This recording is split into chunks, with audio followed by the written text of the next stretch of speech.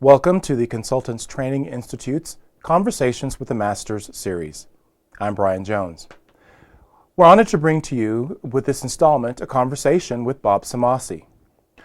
Bob has over 25 years of experience serving clients in 49 states with a professional focus on the financial and economic aspects of healthcare service sector entities, which include valuation consulting, litigation support, expert testimony, business intermediary and capital formation services, certificate of need and regulatory and policy planning consulting, healthcare industry transactions, including joint ventures, sales, mergers, acquisitions, and divestitures. Bob has been contributing as a lead subject matter expert in the healthcare profession for a quarter century and has mentored numerous professionals in this area of consulting practice. We hope that you enjoy this conversation with the industry master, Bob Cimasi. Well, Brian, thanks so much for the invitation. Absolutely. It's good to see you as Glad always. to have this chance. It's been a while since you've It has. taught in person, at least, and here in Dallas you're making a presentation on a healthcare topic. But before we get into your profession, your career, I would love to hear about you, where you grew up, and why you chose to get into the fray of financial valuation in the healthcare space, and your path to your profession. Well, thank you, Brian. One of the things that's always been interesting to me and attractive about the valuation profession, and having done this now since the mid to late 70s, so it's been a few years, is the opportunity to speak with my colleagues and find out how many walks of life they came from in their prior life before they got into valuation. Right. In my case, I grew up on a farm in upstate New York and came out to St. Louis in 1968 to go to Washington University as a classics and literature major. Took business courses too, and in the late 70s, as 77, 78, got involved in doing business appraisal for the purpose of doing private offerings for hospitality, hotel, restaurants, resorts, nightclubs, the catering operations. And at the time, there wasn't a significant amount of professional literature available, and sources of data were the paucity of data was the most difficult thing to be able to deal with back then. So over the years that went by, I had an opportunity, sort of stumbled into doing healthcare appraisal, that the hospital industry at that point wanted to divest their food service. Okay. And we're looking to be able to sell this off, to have some for-profit company come in and manage the myriad of different food service things that happen within the hospital system. And so we'd done that whole workup on the hospitality side, and 6 months later received a call from the CFO of this hospital system saying, Bob, do you remember the spreadsheets that you did when we were valuing the hospitality aspects? Could you do that same thing for a medical clinic? And I said, of course we can, right? And so that's how we got involved. Went to work for a big firm out of New York. It was sort of the head of their valuation department, which was very small. Out of 150 people, there was only 5 of us that did the valuation and merger and acquisition activities. And then in '93, of course, bought the used furniture and changed the name of the door and launched Health Capital Consultants. So we're just getting started on our 20th year now. 20th year. And it's been a great life, a great profession. So many things have changed. Right. Well, 20 years, congratulations. I mean, to maintain a thriving and growing business over that period of time in a profession that 20 years ago was pretty brand new. There wasn't a whole lot, at least formally, going on. I mean, you had the IBA, you had the ASA, but other organizations weren't really offering credentials or training. In that time frame, what do you see this rapid growth in the profession from your perspective? What are some of the challenges or some of the surprising things that you've encountered or have viewed? Well, Brian, that's so true. There really wasn't a lot there. And I owe a huge debt of gratitude to folks that went before me in the profession and served as a mentor. I remember just starting out taking some classes with Ray Miles and Shannon Pratt and Yale Kramer, who of course passed away here some years past, and some of the real icons that founded this profession. And I owe so much to them because they, we would not have been able to start my firm or to achieve what we did had had then not been the case. And you're right, it started out, we didn't have a canon of professional literature. And I see that as a real change, a beneficial change. The education for evaluation was almost non-existent. I think NACVA has added a lot to that in the last decade, 10, 15, 20 years, has been a huge growth in the availability and flexibility, of course, is distance learning. I think in part was pioneered by NACVA. And, but more than just the education and the certification process, the introduction of standards, and I'm proud to have served on several standards committee for American Society of Appraisers and NACVA in the past, and this is so important to the profession. But beyond that, with the introduction of the internet, the availability of data, I mean, that's so much of our challenge, especially in healthcare, was being able to get the research and the underlying data we needed. So the technology has changed everything. We're a boutique firm of about 35 people, and do work all over the nation, and to project, that's sort of a national presence. Societies and associations and the opportunities that they provide to us are just essential. And so that's why we've always been very pleased with NACVA. The Institute of Business Appraisers, that was something and remains very near and dear to my heart. And ASA, of course, which I've been involved in for all these years. And it's great to see the AICPA has come along now more recently, maybe in the last 10 years now, and started this. And without that, I don't think many of us could really succeed. One last thing, too, is that, and I know NACVA's had some participation in this, but the introduction of an element of academic scholarship and trying to make a liaison with the universities, in trying to raise the bar, since the passage of Daubert and Como-Tire, but the Supreme Court cases that came down, our obligations are different in terms of the type of data that we rely upon and the type of research that we use being authoritative and accepted methodology. And so I think it's a good trend that we're getting closer ties to the academic community. Yes. And so it's been a great profession. I'm 62 now, and as I look back over all the years of doing it, this is really a collegial profession. Of all the professions out there, in healthcare, one of the attributes of being in physician practice is that you're very collegial. But I found that the sharing of data, the sharing of process, and just a helping hand, with professional colleagues in this profession, is just a real terrific boost. And I encourage our young colleagues that are just getting started out and maybe starting their own firms or considering that, to get actively involved in the associations, and because it's meant a lot to my career and a lot to our firm and what we've been able to achieve. Well, let's talk about that, because healthcare is probably the biggest, most talked about issue, definitely in America, but globally. And within healthcare, the opportunities for appraisers and evaluators to find a place to specialize is quite broad. And so from your perspective, for folks who are newly minted, credentialed folks, what would be some advice that you would give to them to help them be successful in their careers looking long term? Brian, that's such an important point, and thank you for raising it. There's been several schools of thought in the evaluation profession over the last 30 years, and most of the education was on more of a generalist basis. This was to say, if you're trained with the techniques or the methodologies, and understand that we've come from a point where most evaluation and appraisal in the country was informed by either real property appraisal or the accounting industry. And we've grown away from that, I think, in the last 25 years, to a recognition that valuation, business valuation, is really a branch of financial economics. It has little to do with accounting, to be candid with you, or the real estate appraisal techniques.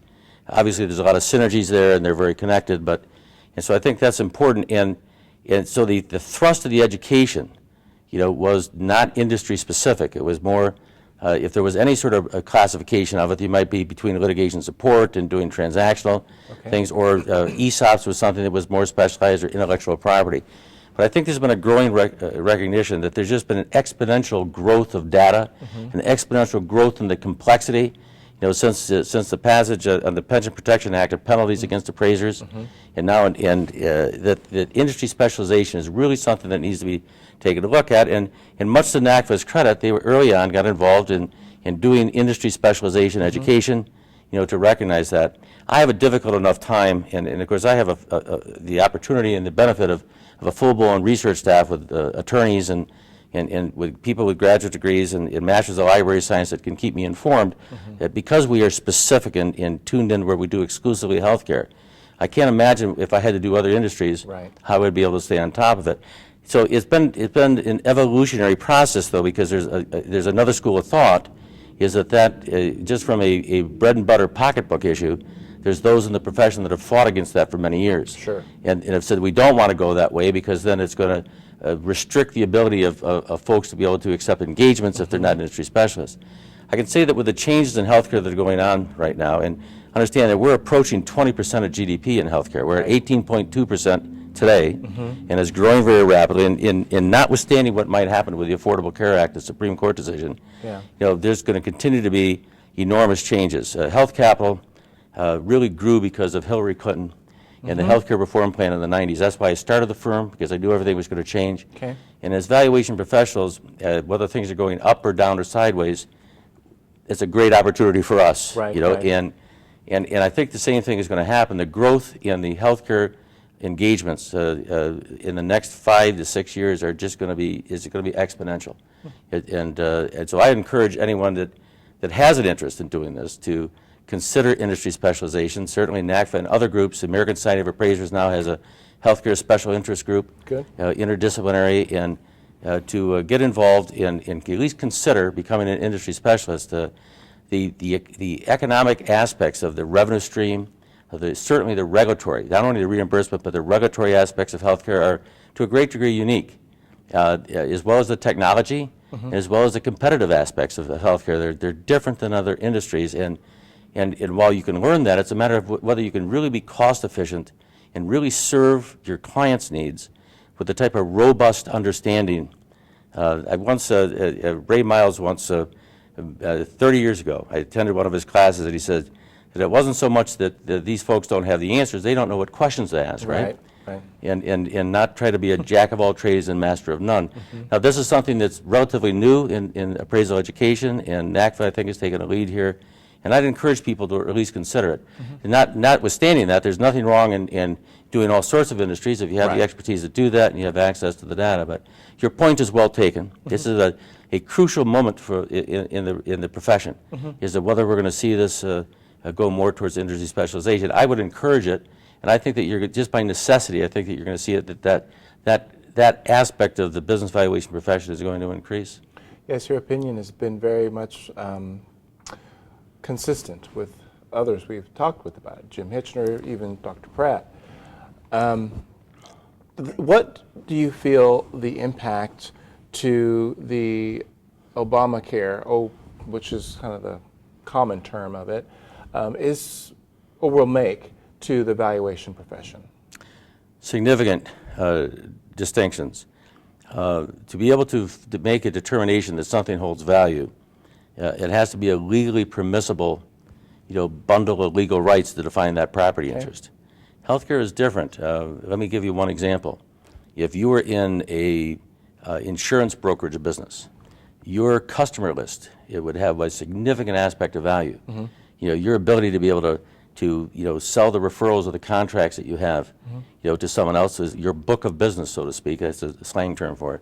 In healthcare, if you have any inference or insinuation or implication, even a rumor that you're doing something like that with your patient base, it could be misconstrued as something that's legally impermissible, and then it's go to jail, go directly to jail, do not pass go, do not collect $200 because of the anti-kickback statutes. That you can't sell referrals. Provision is stark against referrals, not just any kickback, but the stark regulations. So these things are going to be impacted tremendously by the Affordable Care Act. You just referred to as Obamacare, right? Because they're changing exactly, the means by which compensation is going to be paid to physicians. The movement from essentially a fee for service, where if you're a physician and you do a service, you get paid a fee for that service, and away from that to encourage productivity, where they encourage you to do more and more procedures, and into something that's more what's called value-based reimbursement, that's based on what's evidence-based medicine. So there's going to be what really works, and you're going to get paid to a great degree on the quality of the outcomes that you're able to demonstrate. I have a book that's being published this summer called Accountable Care Organizations, Value Metrics and Capital Formation. This deals with what I think is going to be a huge growth area for valuation professionals, because everything is moving, whether or not the Supreme Court rules against the Affordable Care Act, or if they rule against one provision of it, the imposition of, that people have to buy insurance, right? The mandate, the individual mandate, as that's called. It really doesn't make any difference. In my view, and I think the view of a lot of healthcare economists, we're going to have a significant change in a movement towards value-based reimbursement based on evidence-based medicine, and the implications for valuation are just enormous. Now, it also presents a real opportunity for us. Sure. Because there's going to be a tremendous amount of analytical work as the feasibility analysis, and really what are the value metrics of this whole new paradigm of healthcare delivery. So it's going to be the golden age for valuation professionals that get into this, in my view. Golden age, wow. So in looking at what those opportunities are, where are some of the specialty areas that you feel would be exciting or new or challenging for folks? Because there's so much involved. I mean, you've got providers, you've got insurers, you've got ancillary services, you've got so many facets within healthcare. Absolutely. What are some areas that you think are creative and unique? We have not been involved in the pharmaceutical end of the industry, which is huge, as you know. But I think that in terms of the services end of the delivery system, there's going to be a growing change here where there's less emphasis on individual physician practices. There's never been the percentage of physicians employed by hospitals and others than there is today. And is growing. As we sit here today, that percentage is growing. I wrote a book many years ago where the opening sentence was "Marcus Welby is dead." This was back in the 90s. Okay. And the issue is that the cottage industry of the solo and small group practices is quickly fading away. So the opportunities to do practice valuation are in a completely different sense. The same thing happened during the 90s when all the practices were acquired and rolled up, and at the end of the 90s, by 2000, a lot of that work had just dried up, and then the focus had to be on taking them all apart, so litigation support became a big part of this. I think that the real opportunity here is to focus on valuing the new paradigms, the new delivery systems, what's called emerging healthcare organizations, and things like, for instance, medical home. I think the accountable care organizations, the things where physicians are going to reside along with hospitals with an integrated delivery system, which is part of what the Affordable Care Act is presumed. In addition to that, we're all getting older. I'm part of the baby boom generation. It's about to go bust. And so long-term care, senior care, is a real growth potential for that. And an opportunity not only for business valuation professionals to work on their own, but also to work with real property professionals. And I think that's this sort of interdisciplinary thing is very interesting. Another area that's huge right now is in the intellectual property field, in terms of the medical device, in the patents and the intellectual property. The technology aspects of healthcare are mind-boggling, and that's an area that we've enjoyed working in. But to fund all of these things, in the transactional end of it, to be not only the actual purchasing or selling of these types of enterprises or assets, but also in terms of obtaining the financing for it, is going to be a real growth area. And there's a lot of novel approaches right now to being able to put this in terms of public, private partnerships in terms of funding these things. And part of the Affordable Care Act to address that. So there's a whole area now in terms of insurance exchanges now that are being set up on a state basis. And that'll be impacted dramatically by the Supreme Court decision, which, by the way, we expect may come down in the next 72 hours. Yeah, anytime. Anytime now. Yeah, but the opportunities for appraisers in terms of the state insurance exchanges, they've just passed enabling legislation on healthcare cooperatives, which is another way that healthcare providers can be put together in the delivery system. And so from an intellectually stimulating perspective, it truly is a golden age. From the opportunity to get new engagements, and these are robust engagements. These are things you can really sink your teeth into and have fun and make a living. I'm excited. Obviously, I mean, as I sit here and listening to your responses, you've got this energy that just comes out of you. You can tell this is a profession that you enjoy and that you love. What is it about this healthcare field that's got you so passionate to have contributed for so many years? Did you want to be a doctor? Did you have medical training at all? I mean, what is it that gets you so excited about this profession? Well, I was never smart enough to be a physician. I will say that they asked Willie Sutton one time why he robbed banks, and he said, well, that's where the money is, right? Right. Healthcare is a huge part of our economy. Yet up until recently, it's been a whole lot less sensitive to restrictions on fees and some other types of work in the valuation profession. But I think the single most important aspect of why I've so much enjoyed this, and I'm so blessed to have a staff. Folks have been with me for 15, 18, 20 years, and I think that what keeps them going at it too is that things change all the time. Sure. And so it's the belief that as valuation professionals, we can really be learned professionals. That essentially what we are is an academic research exercise, and one of the ways that we deliver the research we do is through valuation reports, and things just change all the time. If you don't like what's going on in healthcare, just wait a minute. And it's something It'd be something different, and I think that's what it is. I can't imagine, doing and God bless those that do it. I know it's a great way to make a living too, but having to do the same type of valuation reports day in and day out was never really of interest to me. So that's really why the healthcare industry has been so intriguing to me over the years. In the time that's yours, that's outside from work, what are some of the things you enjoy doing? Well, thanks. I read a lot and I write. I try to get as many things written and published as I can. But reading is a avocation. My wife and I are active in some political and other civic types of activities. We're very much in support of health literacy, for instance, and so that's sort of a personal thing. My wife's a healthcare executive also, but we've had a lot of fun, with those types of activities, and some of them is nice because they sort of relate and tie into healthcare. So, what's it like living in St. Louis? I mean, that's one of America's classic cities that people tend to overlook. What's it like there? Thank you for asking. I grew up in upstate New York and came out there in '68 and probably wouldn't have stayed. My wife's family's from there. Okay.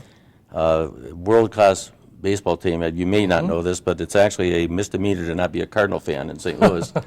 But I think that the one attribute that we're most blessed with, I look at our staff at Health Capital, is that they have two world-class universities there where they can get we have several attorneys on staff, and each of them has a JD, a law degree, and a master's of public health, a master's in health administration, MBA, master's in social work. So and they turn out just really brilliant people.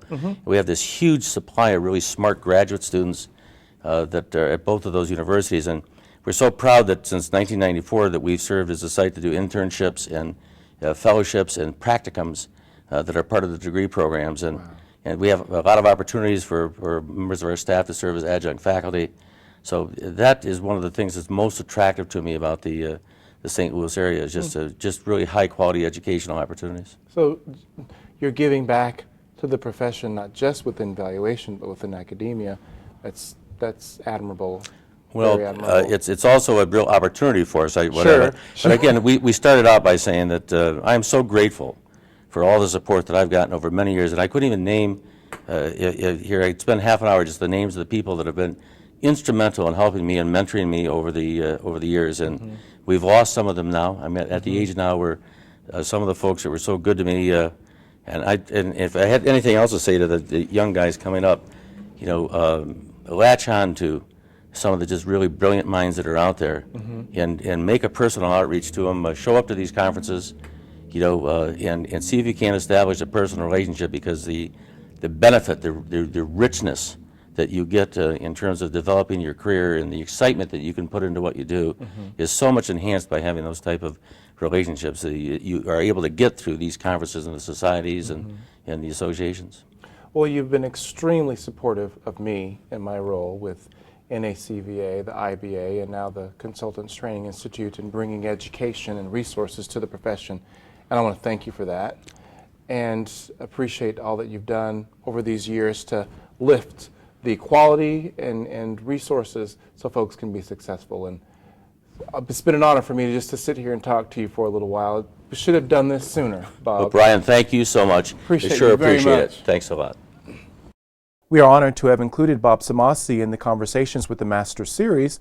We'll see you next time.